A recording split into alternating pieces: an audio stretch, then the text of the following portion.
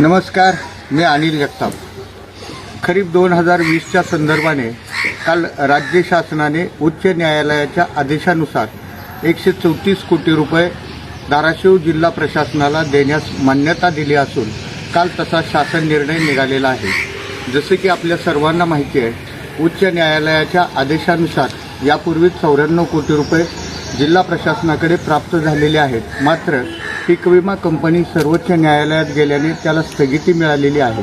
त्याची महत्त्वपूर्ण सुनावणी आज आहे। मात्र जे 134 कोटी रुपये पीक विमा कंपनीचा हप्ता राज्य शासन देणं होतं ते पैसे देण्यासाठी काल राज्य शासनाने मान्यता दिली असून शासन निर्णय निघालेला आहे। 1-2 दिवसामध्ये जिल्हा कृषी अधीक्षक धाराशिव यांच्याकडे हे पैसे वर्ग होतील।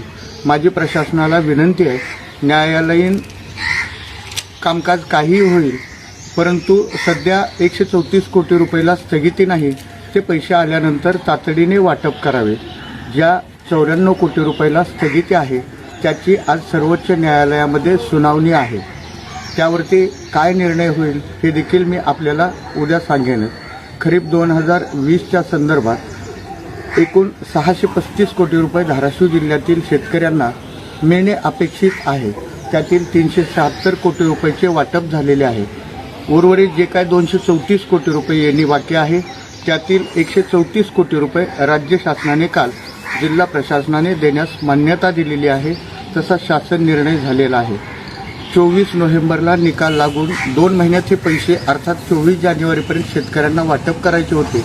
मात्र राज्य शासनाच्या दिरंगाईमुळे ते शेतकऱ्यांना मिळू शकले नाहीत आणि हे प्रकरण न्यायालयीन कचाट्यात अडकलं गेलं। मात्र काल 134 कोटी रुपये देण्यास मान्यता दिलेली आहे। ते पैसे तातडीनं शेतकऱ्यांना वाटप करावे ही माहिती देण्यासाठी आपल्यासमोर आलो।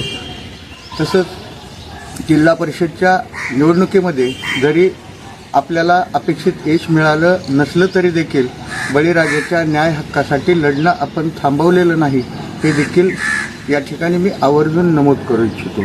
नमस्कार।